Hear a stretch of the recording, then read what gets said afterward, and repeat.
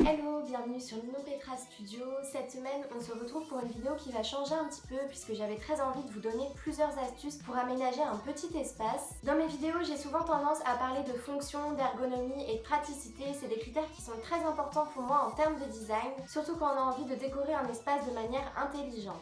Dans cette vidéo, je vais donc vous donner 7 astuces pour aménager un intérieur fonctionnel dans un petit espace. Ces quelques astuces s'adressent principalement aux personnes qui sont en location, puisqu'ici on ne va pas du tout parler de travaux et de gros aménagements. Bien sûr, pour avoir un intérieur entièrement fonctionnel et adapté à ses besoins, c'est encore mieux de pouvoir configurer les pièces soi-même, mais là on va plus parler d'aménagement et de décoration. Ces astuces vont vous permettre de concevoir un intérieur optimisé en fonction de votre mode de vie. Quand on décore une pièce ou l'intégralité de son appartement par exemple, c'est très important de penser à la fonction et de privilégier un design qui sera pratique à vivre au quotidien. Donc c'est parti pour mes 7 conseils.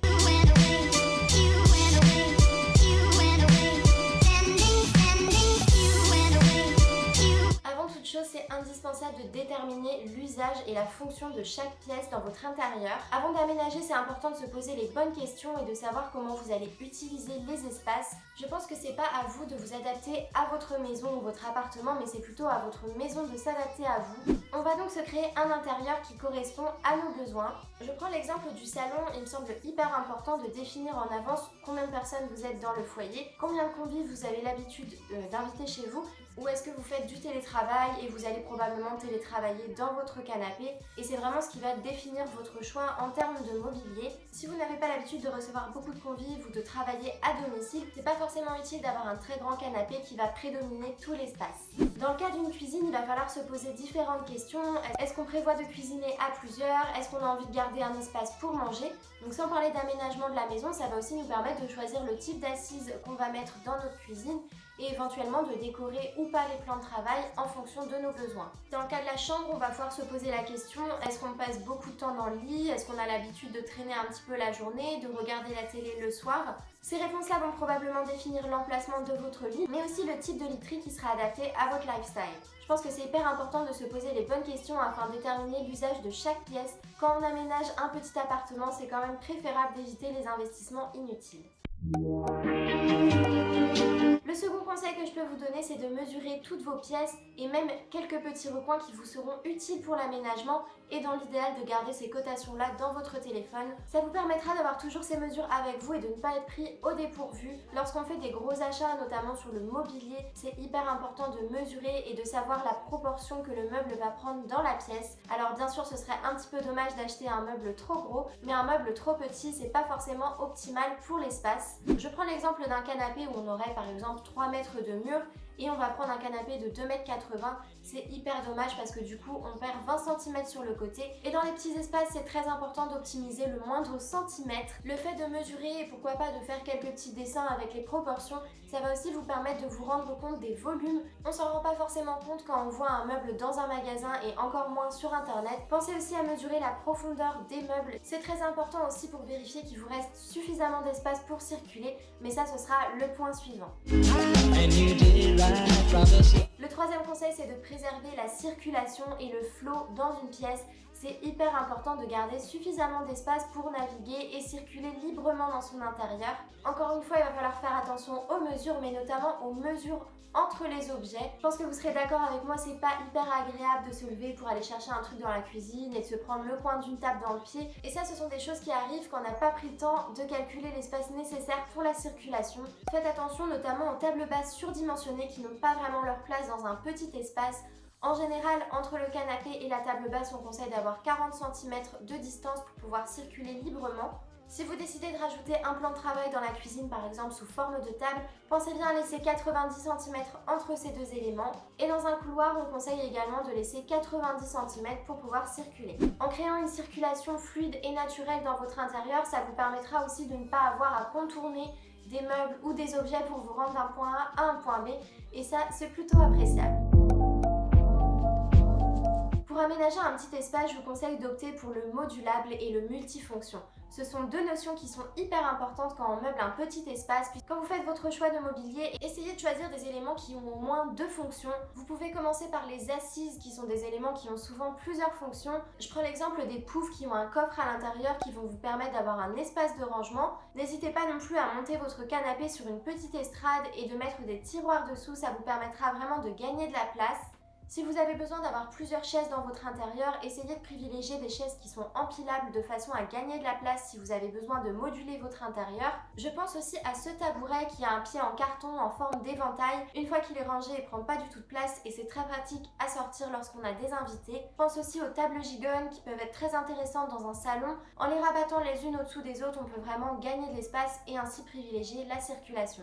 Vous avez également le même système pour les tables dans la cuisine ou également pour les bureaux. Dans ma vidéo sur les tendances de 2021, je vous avais aussi parlé du concept Sleen, qui est un bureau modulable qui s'adapte au niveau de la hauteur et qui peut aussi se transformer en dessert. C'est un concept qui est parfait pour les petits espaces. On a également cette patère rétractable qui peut être très pratique dans une entrée puisqu'en fonction du nombre de manteaux que vous posez dessus, ça prend plus ou moins de place. Que ce soit dans une entrée ou dans les couloirs, c'est important d'optimiser les zones de passage. Souvent, on a tendance à pas forcément décorer ces endroits-là puisque ce sont des pièces qui sont souvent assez étroites, mais elles ont quand même un potentiel à exploiter. Donc ça peut être intéressant par exemple de créer une petite zone de rangement dans l'entrée ou dans le couloir. Essayez aussi d'exploiter un petit peu la hauteur sur les murs et pourquoi pas créer quelques étagères ou des petits casiers où vous allez pouvoir vous délester de vos affaires en rentrant. Je pense aussi aux placards à chaussures extra slim qui font, il me semble, une vingtaine de centimètres et qui peuvent tout à fait s'adapter à un couloir étroit. Encore une fois, n'oubliez pas de garder au moins 90 centimètres entre le mur et un objet pour pouvoir passer sans encombre. Quand on aménage et qu'on décore un intérieur, c'est vraiment important d'exploiter tous les espaces. Je ne le répéterai jamais assez, mais c'est encore plus vrai dans un petit appartement. Il y a quelques mois, je vous avais fait une vidéo sur le hygge, donc qui est l'art de vivre à la danoise, et on parlait notamment de l'importance de décorer son entrée, puisque c'est cet espace qui va permettre de donner du cachet et de définir un petit peu le ton pour le reste de l'intérieur. Donc ce conseil est toujours d'actualité, même si vous avez une petite entrée, n'hésitez pas à la décorer en lui apportant à la fois du style, mais aussi une fonction intéressante. Less is more, c'est un mantra universel et intemporel qui a du sens un peu dans tous les domaines de la vie. En décoration, c'est encore plus valable dans les petits espaces puisqu'il va vraiment falloir éviter de surcharger et d'encombrer votre intérieur. C'est une notion qui est intéressante puisque ça va nous permettre d'agrandir visuellement l'espace en désencombrant au maximum des objets inutiles. C'est valable pour les surfaces au sol, mais c'est aussi valable pour les murs. Essayez de faire l'impasse sur les bibelots inutiles. Je vous conseille aussi de ne pas disperser les éléments muraux sur l'intégralité de votre pièce, mais plutôt de les regrouper à un endroit. Ça viendra créer un focus point, une zone d'attention dans votre décoration, mais on n'aura pas cette sensation d'écrasement tout autour de la pièce. En revanche, même si vous optez pour une décoration minimaliste et désencombrée, vous pouvez quand même donner du style et de la personnalité à votre intérieur. On va ensuite parler de la palette de couleurs. Quand vous aménagez un petit espace, je vous conseille de vous focaliser autour de 3 couleurs. En effet, quand on a un grand espace, on va pouvoir avoir une palette de couleurs un peu plus large. Il faut avoir suffisamment d'espace pour pouvoir lire toutes ces informations visuellement. Donc vraiment 3 couleurs, je pense que c'est suffisant pour un petit salon par exemple. Un conseil aussi que je peux vous donner, c'est de privilégier les tonalités claires qui vont vous permettre de refléter la lumière ou alors de compenser si vous avez un manque de luminosité dans la pièce. Bien sûr, on va éviter les gros aplats avec des couleurs saturées qui vont créer une sensation d'écrasement. En revanche, si vous souhaitez apporter de la couleur dans un petit espace, c'est tout à fait possible. Essayez de privilégier des demi-teintes un peu plus désaturées et il va falloir faire très attention aux endroits où vous placez les couleurs. Je prends l'exemple de mon salon dans lequel je me situe actuellement. Si la lumière rentre de ce côté, je vais éviter de faire un mur coloré juste en face puisque ça va créer un contre-jour. Si vous tenez vraiment à avoir un mur coloré dans la pièce, essayez de le faire en face de la porte puisque dès que vous rentrez dans la pièce, ça va venir créer une accroche visuelle et ça va donner le ton de la décoration. Et essayez aussi de privilégier un mur qui est perpendiculaire à la source de lumière. Je vous explique pour que ce soit plus clair, ma source de lumière elle vient d'ici. Donc si je mets mon mur coloré derrière moi, déjà la lumière ne va pas se refléter directement dans le mur et ça va créer une sensation d'allongement dans la pièce. Dans un petit espace, on évite aussi la couleur trop foncée qui va créer une sensation d'écrasement. Si vous entrez dans une pièce et que vous avez un mur très foncé en face de vous, vous allez toujours avoir l'impression qu'il est beaucoup plus près et du coup c'est dommage puisque ça diminue la sensation d'espace visuellement. J'en ai fini avec mes 7 conseils pour aménager un petit espace. Honnêtement, j'ai plein d'autres idées dont j'avais envie de vous parler, mais je les garde pour une prochaine vidéo. Pour résumer un petit peu ces conseils, mon premier axe, c'était d'anticiper avant de vous lancer dans l'aménagement. Donc on va vraiment réfléchir à la fonction des pièces et aussi mesurer toutes les cotations. Ensuite, il va falloir optimiser votre intérieur en préservant une bonne circulation et aussi en exploitant le potentiel de chaque espace. Je vous ai aussi parlé de la décoration et de l'aménagement des zones de passage qui est vraiment indispensable dans un petit intérieur. Et ensuite, on a parlé des choix un peu plus stylistiques, donc minimaliser, désencombrer, essayer de privilégier vraiment l'essentiel dans un petit espace.